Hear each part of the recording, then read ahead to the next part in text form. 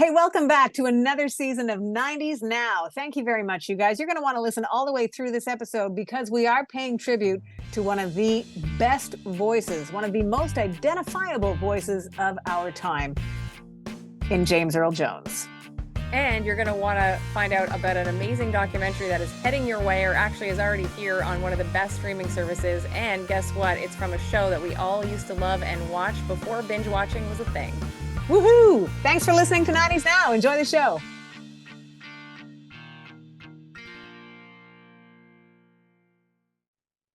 Is that you? Is it you? It's me. Is that Adam? No, Adam's not here right now. But welcome to season 13, episode 1 of 90's Now. Proof, of course, with every single show that we are, in fact, still happening. Yeah, that's how we roll, Sharon. I likey. We have got a lot to get to today. Just that Adam's not here. He will return, that's for sure. He's just busy with, what do they call that? Work? Yeah. Right. The part of the job that pays. So we let him do what he has to do. For today, we have pretty fresh news on a lot of stuff, actually. Don't mind the jingles. That's Shadow playing in the background. We've got sad news, we've got good documentary news, and then we've got disappointing news. So which dark cloud do you want me to push aside that we can start with? Maybe I think we should have rejigged what we were going to start season 13 with. 90's Now, still happening, and we're upset about it. Yeah.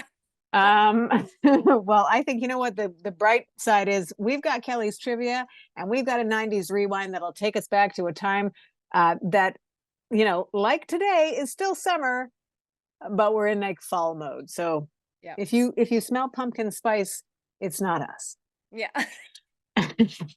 Check your menu plan. But I think we should take the disappointment boulder and move that into the spotlight for a second so that we can move it out of the spotlight afterward. Pretty fresh news that Dave Grohl had taken to Instagram. By the time this show is getting to you guys, it would have been just a few days ago. But to let everybody know that he's become a father again.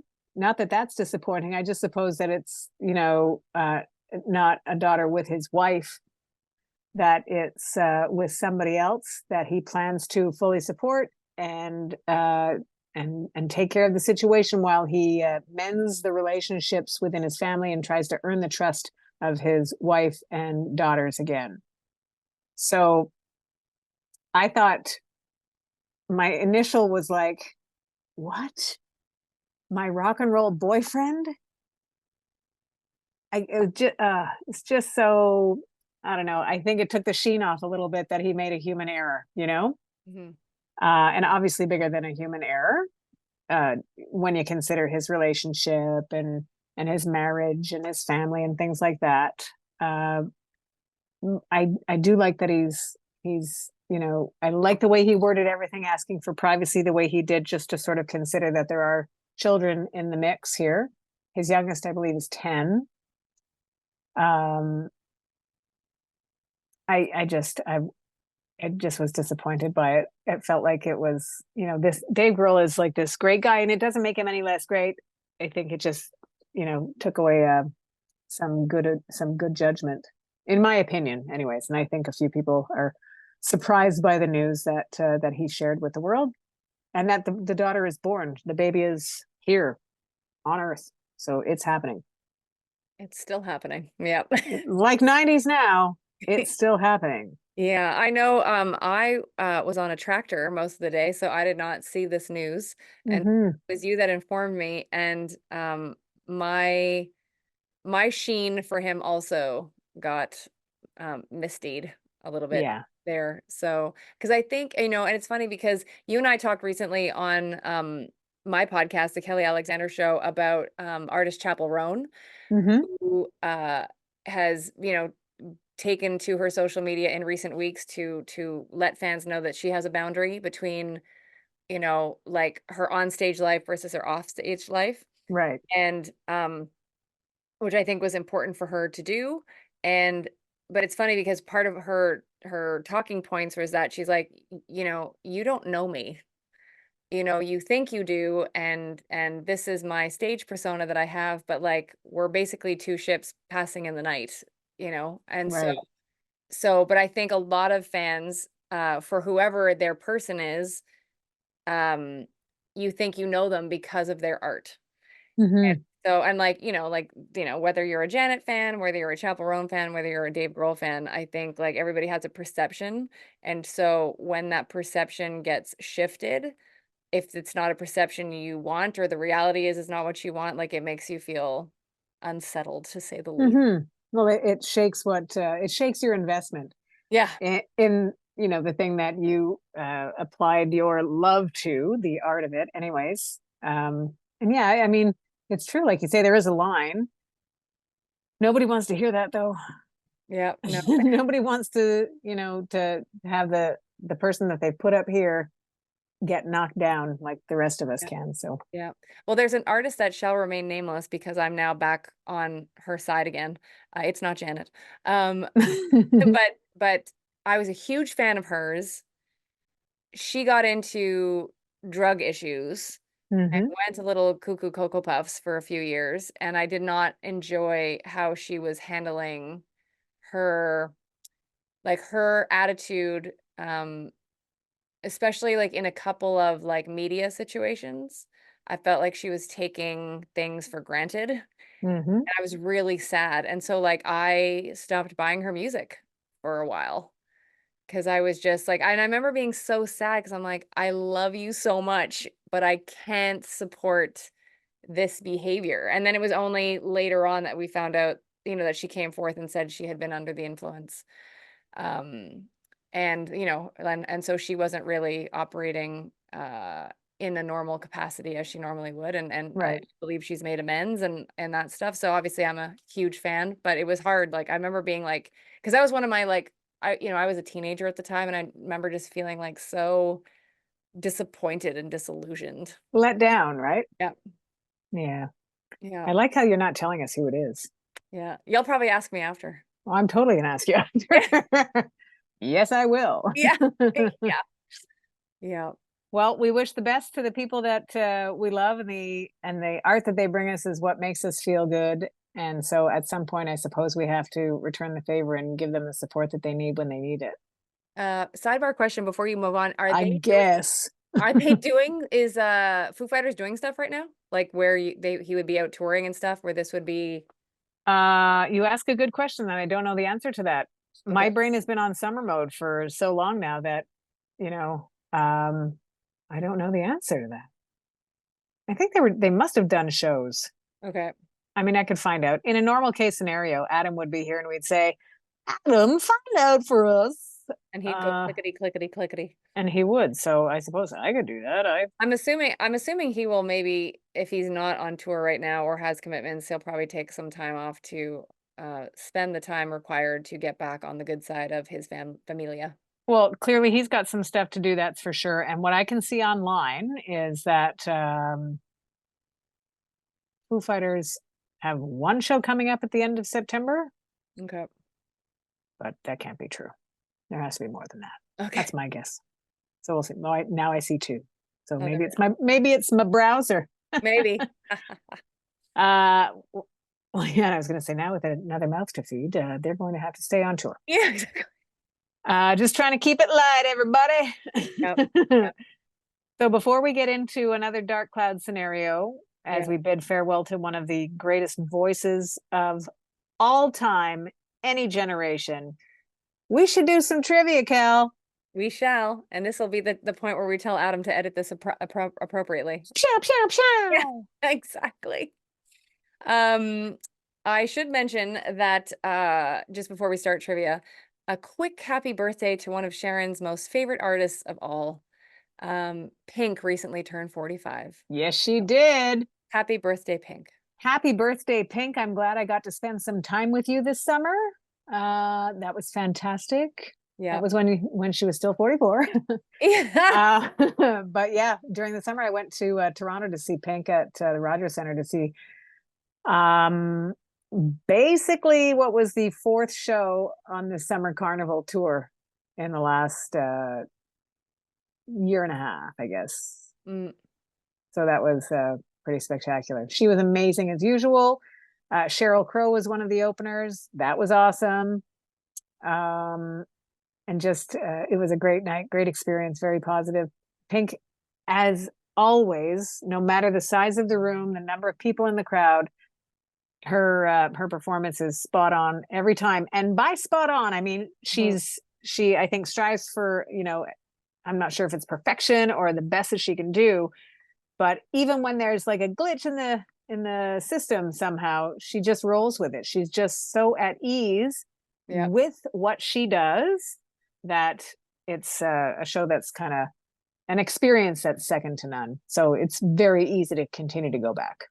And I would want to mention also, because I think this speaks to the person she is, even though, again, all of us don't know her personally. Mm-hmm. I follow a bunch of her, because she really travels as a part of a family. Like her dance Yeah. band, they really have become her family over the last Yeah. X amount of years.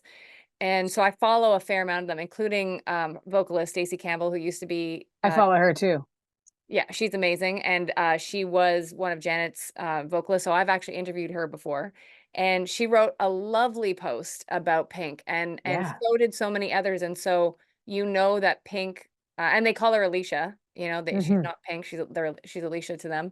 That Alicia, the person, is a wonderful person to Yeah. be with on stage as part of a touring family, and friends, and boss lady and all that. Like, she's like, to a person there, I must have seen 5 or 6 posts, like, just wishing her well and loving being a part of the Pink tour family. So Yeah.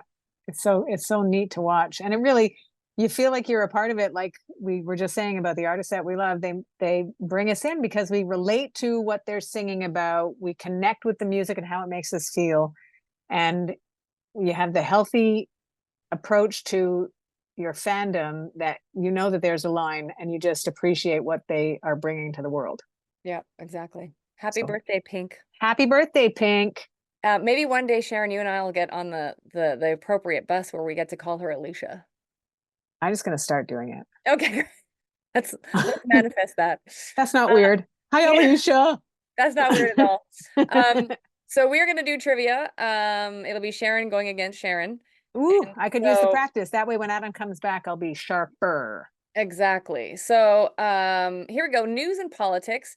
Who was president of Serbia during the breakup of Yugoslavia in the 90s? Um, you ask a fair question. I do. Yeah. Is it Gorbachev? No, Because he was not the president, that he he was was Russian. Russian, right? Yeah. Do you want one more kick at the can? Do you Um, want initial? Slobodan Milosevic. Yes. Yes, it is. Oh, Sharon, that's great. Thank That was you. nice. Thank you very much. How did that just come to you? Did it just come to you? It's legit. There's a lot going on in this bucket, Kelly. And sometimes you reach in and you find something, and sometimes you just hear cling, cling, cling. Yeah. Today I found something. Come back later. Yeah. So we're moving on to sports. Um, so wait a second, I just want to make sure I didn't ask this one. Alrighty. Which 90s baseball star boasted the nickname the Crime Dog? Hmm. As a baseball fan, I I feel you should know this, Sharon. I feel I should know something. Slobodan Yeah. Milosevic. Just kidding. Slobodan Marino. Nope, Yeah. that's football. Yeah. Uh, Yeah. It's I, it's Adams. a It's Adams' middle name. Because remember, he's named after the golfer. oh, So Fred. Fred, and then another name that's not affiliated with Adam. Oh, right. No, I don't know at all. Fred Fred. McGriff. Oh, of course. Yep. Crime dog. Yep. Taking a bite out of crime. Yep. McGriff. Yep. Got it. Back to you, Sharon. Slobodan Milosevic. All right. So I wish I could make my voice go as low and resonant as the now late, great James Earl Jones. That happened this week too. Yeah. That one of those things, like the timelessness of his voice Mm-hmm. Mm-hmm.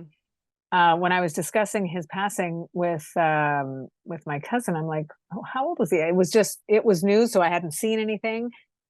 And we're like, oh, like early 80s, that kind of thing. And then 93, Yeah. 93, still with that voice. So we are talking the ultimate father figure kind of guy, right?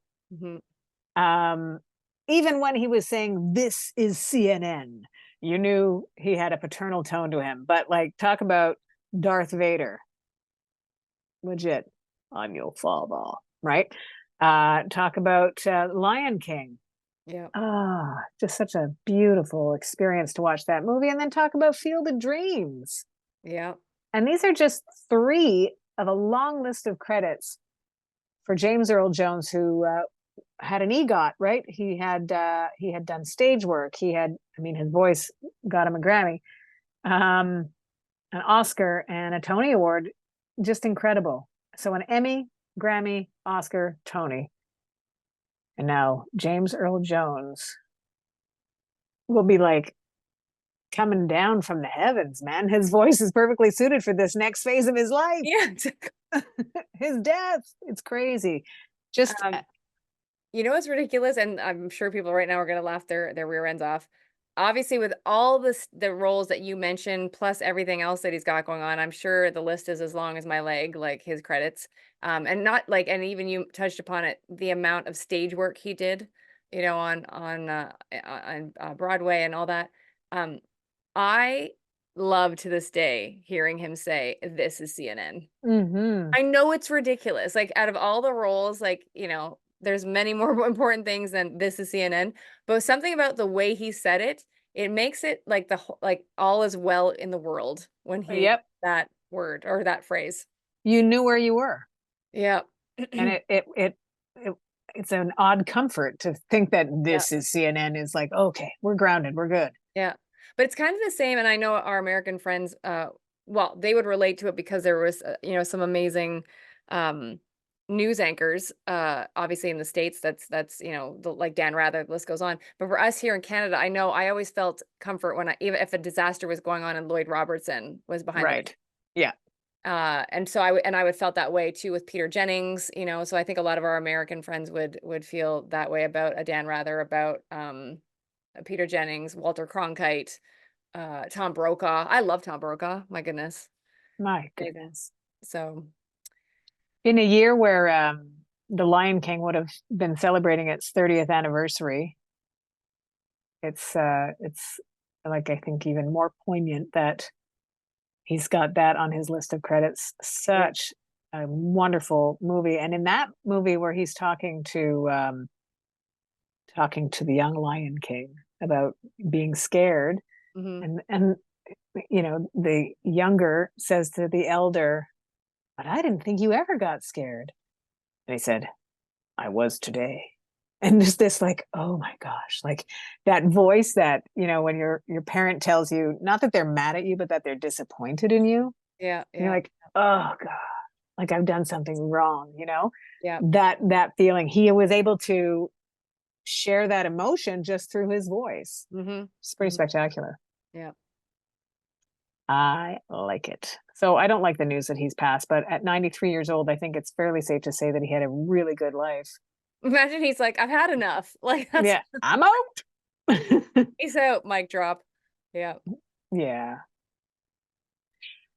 So you have got more information on something that sounds pretty cool with David Chase and the Sopranos. What's happening there? It's a documentary? Yeah. So I'm very excited to talk about this and the fact that like I am not a Sopranos super fan. So Mm-hmm. this should say a lot as I say this to you because I'm very jazzed about it. So I did not watch, religiously the show. I watched several seasons and then I think Sharon, you might know the story, but I'll just quickly tell it again. So when I was a radio producer in Toronto, I think it was either season 3 or season 4, they sent me the full DVDs like of that season, so I didn't have to wait, like I could watch it, Mm-hmm. like right away.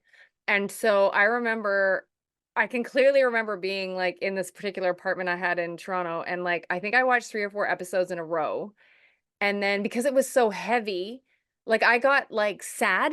I was sad. I had to go out. I had to stop binge because that would have been one of my first experiences ever of binge watching because binge watching Wow. wasn't a thing back then, right? Yeah, But sure. because I got the DVDs, I was able to binge watch. And but after watching 3 or 4 of these episodes, like I just felt so heavy and like just it was a lot. And I was like, oh my God, I have to get outside. So I stopped watching and went for a run to just try to change my thoughts.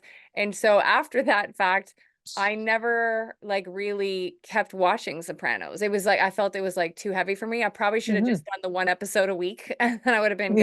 Yeah. But I was always a fan of James Gandolfini, always a fan of Edie Falco, Michael Imperioli, like the list goes on. I've always thought they were cool. So Yeah. finding out about this new documentary, it's called Wise Guy, David Chase and the Sopranos. And you can catch it on HBO's Max. And it's in 2 parts, from what I understand. I've watched the first like segment or whatever you want to call it, and it's amazing. And I won't give anything away, but like I will say you really get an understanding if you haven't been able to kind of delve into the Sopranos like of your own volition before. It gives you a real sense of just how much David Chase breathe life into all of this, including the fact that Tony's mother is basically David Chase's mother in real life. Oh, wow. Oh, And cool. they show you even audition tapes of like tons of actors and actresses trying out for the various different parts, and you actually see Michael Imperioli's like audition, Oh, wow. to become Christopher, and you see Tony's Christopher. or Christopher, yeah, and James Gandolfini. And it's funny, like when you're watching the segment for James Gandolfini and his character of Tony Soprano, um, I don't know about you, but like when I was watching it, I recognized so many like character actors who had tried out for the role. And one that it passed by so quick and I didn't have a chance to rewind, but I'm 99% sure that it was Maurice Bernard, who's now like he's been on General Hospital for like 20 years or 30 Oh, years wow. playing a mob boss. But it was interesting how like I was like, oh my God, that's Maurice Bernard. And like, again, I'm saying allegedly because it looked like him, but who knows? But it was just really crazy. And like even the actresses that tried out, for Edie Falco's role of Carmilla, and why he insisted on the show being filmed in New Jersey. So like even if you are a casual fan of The Sopranos, you will love this doc. Cool. And yeah, because I didn't know much about David Chase before. Like I knew, that he created the show, like all that stuff, but I didn't know his backstory, and you get to Hmm. learn all about that. And so yeah, it's just again, even if you're not a Sopranos super fan, this is something to watch, and it's on HBO's Max, which for us here in Canada, I got on Crave. Cool. Noted. Thank you very much. Are you ready to go back, Ready, Cal? Sharon, ready. Ready, ready, ready. We're going back to start season 13 with a 90s rewind. In 1996, I thought we should go not cliche because that would be bad, but kind of cliche because topping the charts for yet another week around this time in 1996 was the Macarena. So the all-encompassing, all-inclusive Macarena, where your hands are moving, your hips are moving, you're touching your head, you're jumping. Yeah. And I think that also falls on, near the top of the list of all-time earworms Yeah. and all-time cues to go to the bathroom at a wedding. Or me, I would dance. Or you dance. Or Yeah. if you don't want to do the Macarena, you leave. Yeah. Yeah. um, Celine Dion, even now, still enjoying lots of attention, and her documentary is fantastic. Back in 96, it was all coming back to her now. Okay. What a big, gigantic song that was, eh? Yep.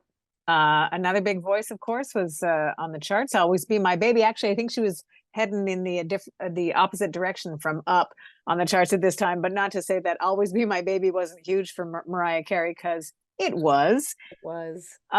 We'll stick a one-hit wonder in there too, and thank Dishwalla for doing the math and counting blue cars. Yes, sir. Yes, ma'am. I loved the way Tony Braxton came around with You're Making Me High, because that song oozed sexiness. I remember I was working at a classic rock station, my first job in radio, and the record company was doing this listening session with a bunch of different new songs, and they were driving this kind of a promotional bus but like a really fancy bus, to the different radio stations in the city and stopping, and you could get in and listen to their pitch. And one of the pitches at that time was Tony Braxton and You're Making Me High from that album. So that was super cool. And Eric Clapton, I'll round out this handful of songs with easily one of his most soulful periods, with teaming up with Babyface and Change the World. Great song. Beautiful song. Yeah. That's your 90s rewind. Short and sweet. Just like me. Good job, Sharon. Good job, Sharon. And I just did want to mention, because this happened when we were on our summer hiatus for 90s Now, but you talked about Mariah Carey. Our condolences to her, obviously losing her mom and her sister on the same day. Even though I know she hadn't been in contact, it sounds like, with her sister for years, but that's still your sister. So it's a complicated situation. Life tends to throw curveballs at us, fastballs at us, sliders at us, and then big dodgeballs at us. But it doesn't change the fact that when you lose someone that's in your life, it certainly has an impact. So yeah, our condolences to her, and may there be peace at this time. Peace for everybody.